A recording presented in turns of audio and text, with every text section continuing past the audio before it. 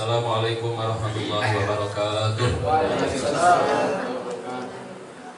Alhamdulillahilladzi arsala rasulahu bil huda wa dinil haqq liyudhhirahu 'ala dini kullih wa kafa billahi syahida. Asyhadu an la ilaha illallah wahdahu la syarikalah wa asyhadu anna Muhammadan 'abduhu wa rasuluh. Qala Allah ta'ala fi kitabihil karim wa huwa asdaqul qailin. A'udzu billahi minasy syaithanir rajim. Bismillahirrahmanirrahim.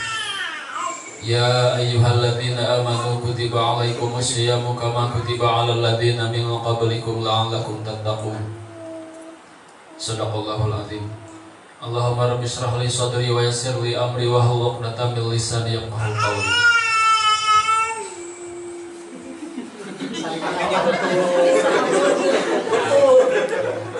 Bapak Duta Besar beserta Ibu beserta keluarga yang saya hormati, Bapak-bapak, ibu-ibu, keluarga besar, staf KBRI Tunis yang berbahagia, juga segenap rekan-rekan mahasiswa dan masyarakat Indonesia yang ada di Tunis yang berkenan hadir pada malam hari ini.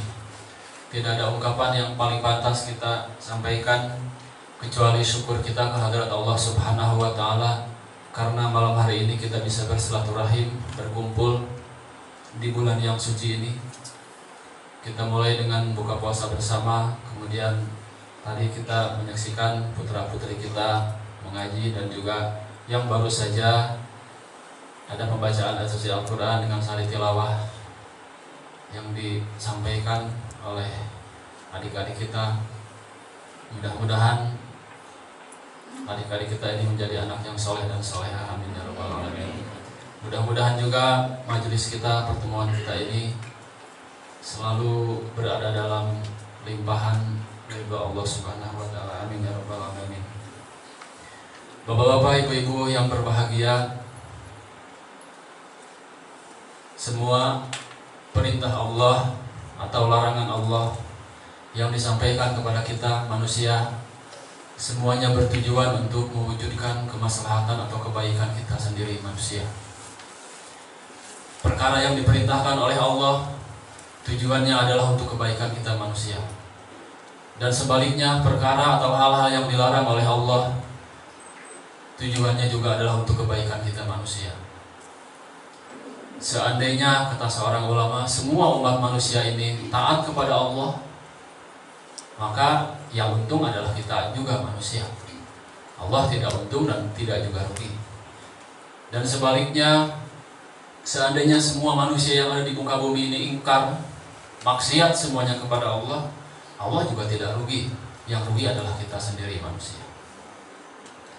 Jadi semua perintah Allah kalau kita renungkan dengan baik, dengan tenang, memiliki manfaat, hikmah, maslahat yang kembali kepada kita. Termasuk puasa, Bapak Ibu sekalian. Allah mewajibkan kita berpuasa pada bulan suci Ramadan. Di dalamnya ada manfaat, ada maslahat, ada hikmah yang dirasakan oleh kita sendiri manusia untuk kepentingan kita. Ada banyak hikmah puasa itu, diantaranya beberapa mau saya sampaikan di sini untuk saling mengingatkan. Yang pertama adalah puasa itu melatih kejujuran.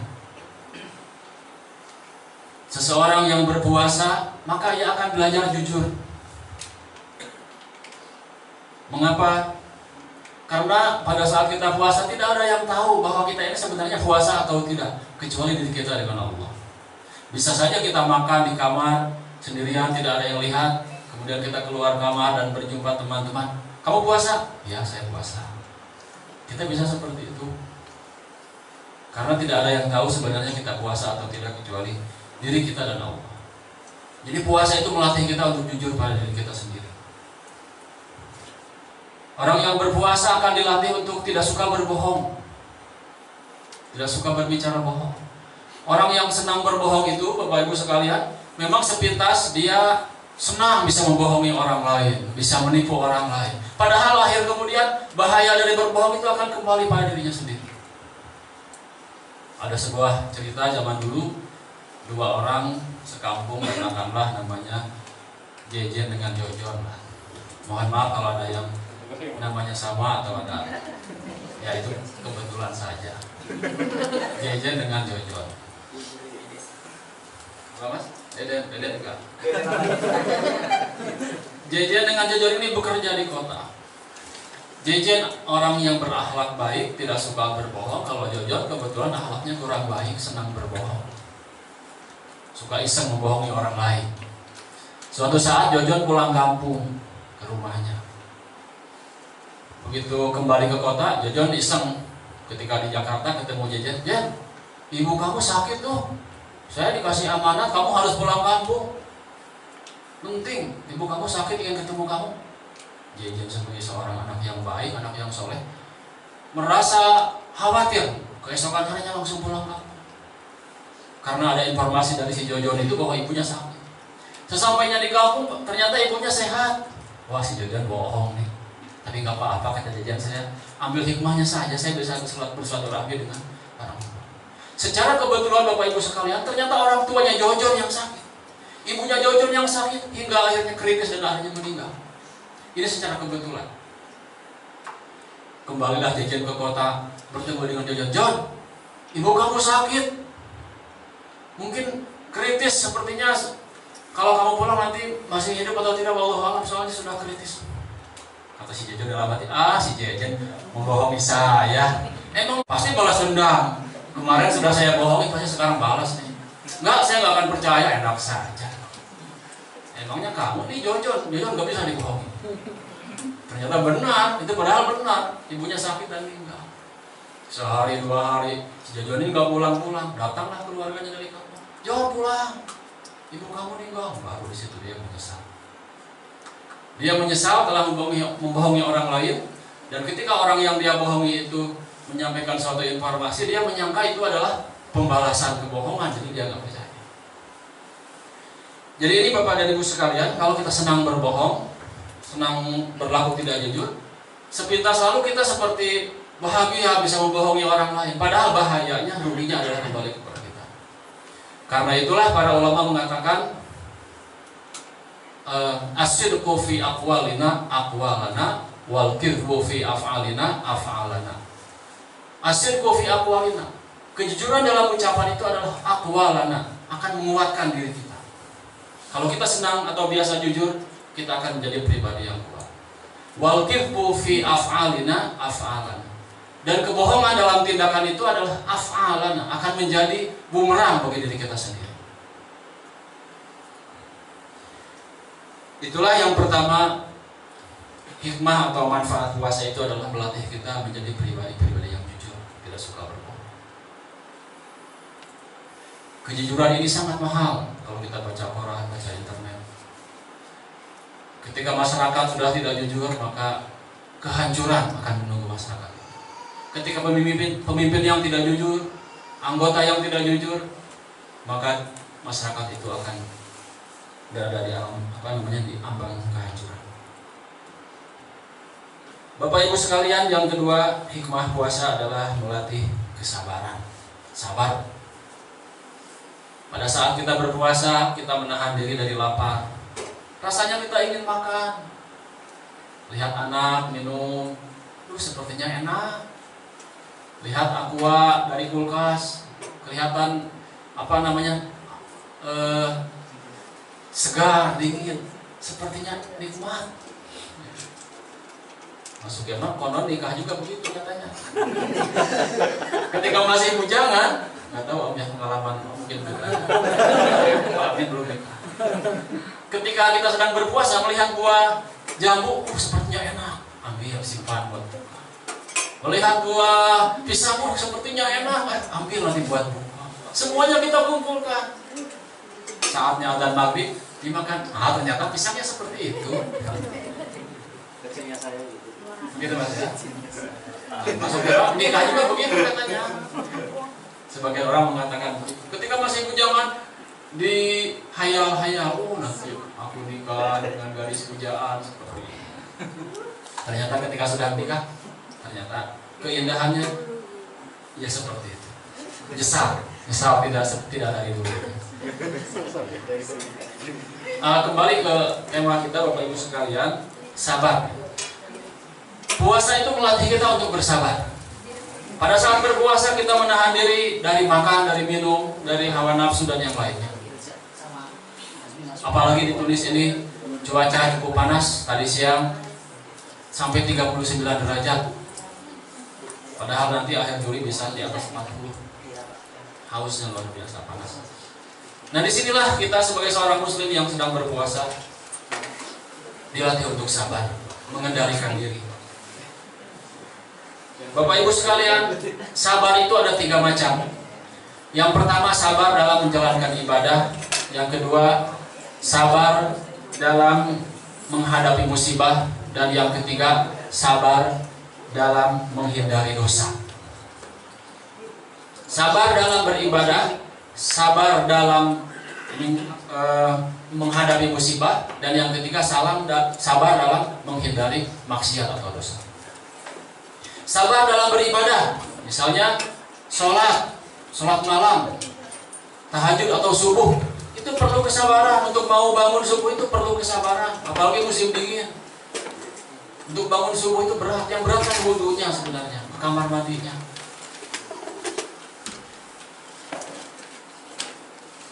Ibadah haji itu perlu kesabaran, karena kita akan banyak energi di sana. Kadang sakit, berkeringat. Termasuk para mahasiswa belajar, kuliah. Belajar itu kan ibadah. Kuliah itu jangan dikira itu perlu kesabaran. Waktunya lama, tinggal dengan teman-teman, bareng-bareng, itu perlu kesabaran. Kadang-kadang ketika masih mahasiswa, uang terbatas, lihat orang lain lewat pakai mobil mewah, ketawa ketiwi, kita rasanya ingin seperti mereka. Seperti itulah mahasiswa harus sabar. Harus sabar untuk menahan diri dari keinginan-keinginan materi. Kalau kita belajar kitab Ta'limul Muta'alim di pesantren itu, di situ ada ajaran bagi para santri, para pelajar untuk bisa bersabar. Jangan dulu menginginkan materi. Pengarang kitab Ta'limul Muta'alim mengatakan, Da'il makarima wala tarhal li buqyatiha. Fa'ud fa'innaka ta'imul kasih. Jauhilah gemerlah materi selama kalian masih belajar. Jangan dulu menginginkannya. Fala tarhal li buqyatiha. Apalagi berusaha untuk mendapatkan. Enggak usah khawatir, kata pengarang Ta'limul Muta'alim. Fa'ud, duduk saja, belajar saja, ngaji saja, kuliah saja yang tekun. Fa'innaka at-ta'imul kasih. Karena engkau nanti akan merasakannya. Engkau nanti akan memakannya, akan memakainya. Nah, disinilah banyak diantara mahasiswa sebagian yang atau pelajar yang tidak bersabar dengan perjuangan selama sekolah, akhirnya pulang sebelum waktunya dan lain-lain. Nah, disinilah kesabaran Bapak Ibu sekalian. Sabar yang pertama adalah sabar dalam menjalankan ibadah. Yang kedua adalah sabar dalam menghadapi musibah. Musibah itu artinya, definisinya, segala sesuatu yang pahit, yang tidak mengenakan dan terjadi di luar dugaan kita, itu musibah. Kehilangan uang itu musibah. Bencana alam itu musibah. Banyak sekali. Kita harus bisa bersabar, termasuk kematian keluarga, orang tua, itu adalah musibah. Yang ketiga, Bapak Ibu sekalian, sabar dalam menghindari perbuatan dosa atau maksiat. Sabar dalam menolak, menghindari perbuatan dosa. Ini perlu perjuangan untuk bisa menjadi seorang yang soleh, yang tidak tidak melakukan perbuatan dosa. Itu perlu kesabaran. Apalagi kata Rasulullah, al-jannatu khuffat bil makarih wan naru khuffat bis syahwat. Jalan ke surga itu dikelilingi oleh makarih, oleh onak dan duri. Dan sebaliknya jalan ke neraka itu dikelilingi oleh syahwat, keindahan, kesenangan. Yang namanya perbuatan baik, malas rasanya untuk kita tempuh, untuk kita lakukan. Duduk setengah jam di pengajian rasanya pegah, rasanya ngantuk. Tapi kalau kita nonton di kampung ya, nonton dangdut, nonton layar tancap 2 jam, 3 jam duduk di kafe sambil cuci mata, tidak terasa 2 jam, 3 jam. Itu sudah diisyaratkan oleh Nabi al-jannatu hufat bil makarih. Jalan ke surga itu banyak sekali onak durinya. Wan naru hufat bil syahwat. Dan jalan ke neraka itu dikelilingi oleh hawa nafsu, oleh syahwat. Makanya kata Bang Haji Umairah, di situ disebutkan kata dalam sebuah lagu Haji Umairah, apa namanya? Jalan ke surga itu murah harganya. Kalau mau sembahyang kata Oma tak perlu pakai uang. Kalau mau puasa tak perlu pakai uang. Melaksanakan zakat hanya bagi yang mampu. Melaksanakan haji hanya bagi yang mampu. Ternyata jalan ke surga murah harganya. Walaupun murah, anehnya banyak yang ogah, kata Bang Haji. Nanti kalau ada acara khusus, nanti kita pesan ada yang menyanyikannya Faizin atau Mas Firno. Itu lagunya terserah kita, itu lagunya Oma Irama. Tapi sebaliknya kata Bang Haji, mabuk-mabukan ya pasti pakai uang. Untuk mau melacur kata Bang Haji itu harus pakai uang. Ternyata jalan ke neraka itu mahal harganya. Tapi walaupun mahal, banyak yang suka kata Allah. Seperti itu. Jadi al-jannatu hufat bil makarih wan naru hufat bil syahwat. Nah, disinilah kita harus bisa sabar untuk mengatakan tidak pada sesuatu yang kira-kira atau yang bersifat dosa. Kemudian Bapak Ibu sekalian,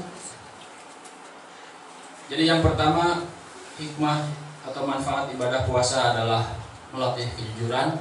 Yang kedua adalah melatih kesabaran. Pada saat berpuasa kita belajar sabar. Pada saat puasa kita belajar mengendalikan diri. Sabar ini sangat penting bagi kita untuk meraih sukses dalam hidup ini. Seorang mahasiswa tidak akan bisa sukses kalau dia tidak sabar. Seorang pegawai, seorang karyawan tidak akan sukses kalau dia tidak sabar. Siapapun kita harus memiliki sifat sabar kalau kita ingin berhasil dalam hidup ini. Yang ketiga atau yang terakhir Bapak Ibu sekalian, hikmah puasa adalah melatih keikhlasan. Ikhlas tanpa pamrih. Ibadah puasa seperti yang saya sampaikan tadi, ibadah rahasia. Yang tahu hanya diri kita dengan Allah. Ibadah puasa adalah ibadah yang tidak kelihatan. Beda dengan ibadah yang lain. Kalau sholat kelihatan berdirinya, rukunya, sujudnya. Zakat kelihatan minimal oleh amil, oleh panitia. Serah terimanya ada lafaz, ada akad. Ibadah haji apalagi, berangkat haji di antara orang sekampung. Tapi kalau ibadah puasa tidak ada yang tahu, kecuali kita yang sedang menjalankannya dan Allah. Karena itu Bapak Ibu sekalian, orang yang berpuasa ini sebenarnya sedang belajar ilmu ikhlas. Ia berpuasa tidak karena ingin dinilai atau dipuji oleh orang lain. Seseorang berpuasa karena yakin selalu diawasi oleh Allah. Karena itu Bapak Ibu sekalian, orang yang ikhlas itu akan bersungguh-sungguh dalam pekerjaannya. Ia tidak akan berharap pujian pimpinan, berharap pujian bosnya atau teman-temannya. Karena yang ada dalam pikirannya, orientasinya adalah penilaian dari Allah Subhanahu wa Ta'ala. Bagi orang yang ikhlas, perkara yang berat akan terasa ringan. Yang jauh akan terasa dekat, yang sulit akan terasa mudah. Sebaliknya bagi orang yang tidak ikhlas, yang ringan akan terasa berat, yang dekat akan terasa jauh, yang mudah akan terasa sulit. Misalnya ada 2 orang anak, ya, tanggung terkenal Jojon dengan Jejen tadi. Jojon misalnya disuruh membawa menyerahkan amplop surat, tolong serahkan surat ini ke ibu di sana.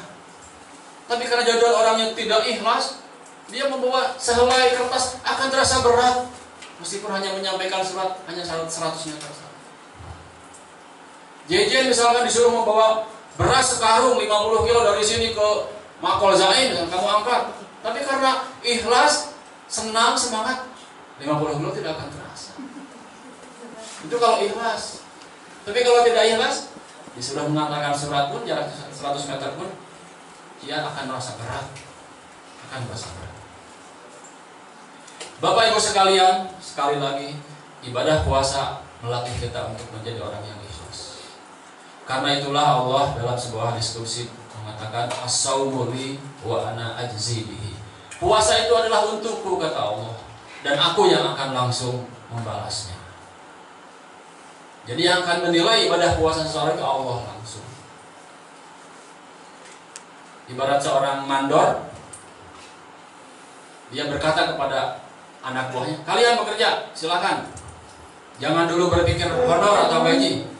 Masalah honor, masalah upah, biar aku yang ngasih nanti. Biar aku yang menentukan.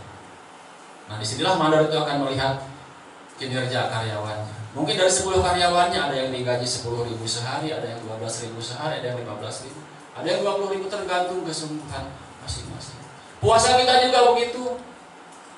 Ada di antara kita yang mendapat pahala yang besar karena puasanya bagus. Ada yang pahalanya setengah-setengah karena puasanya juga setengah-setengah. Ada juga yang mendapat bahkan tidak mendapat apa-apa dari puasanya. Seperti disampaikan oleh Rasulullah, kam min shaimin laisa lahu min siyamihi illa al-ju' wal 'atsh. Banyak orang yang berpuasa tapi tidak mendapat apa-apa dari puasanya kecuali lapar dan haus saja. Mengapa? Karena ia menahan lapar dan haus tapi tidak mengendalikan hawa nafsunya. Bapak, ibu-ibu, serta saudara-saudara yang berbahagia, itu saja barangkali yang saya sampaikan. Ini juga sudah lebih dari 7 menit, sangat lebihnya panjang dari 7 menit. Karena itu saya berharap mudah-mudahan apa yang saya sampaikan ada manfaatnya, khususnya untuk saya sendiri dan juga umumnya untuk kita semua. Tidak lupa mohon maaf apabila ada hal-hal yang kurang berkenan, ada kalimat yang tidak berkenan. Kalau kata orang Bandung, pondoknya panjang juga. Artinya bahasa atau ungkapan yang tidak mengenakan. Mudah-mudahan kita semua termasuk orang-orang yang dapat menjalankan ibadah puasa dengan baik, sehingga kita memperoleh hikmah atau manfaat dari ibadah puasa itu, yaitu kita menjadi orang-orang yang jujur, kita menjadi orang-orang yang sabar, dan kita menjadi orang-orang yang ikhlas dalam hidup ini. Wallahu muwaffiq ila aqwamit thoriq. Assalamualaikum warahmatullahi wabarakatuh.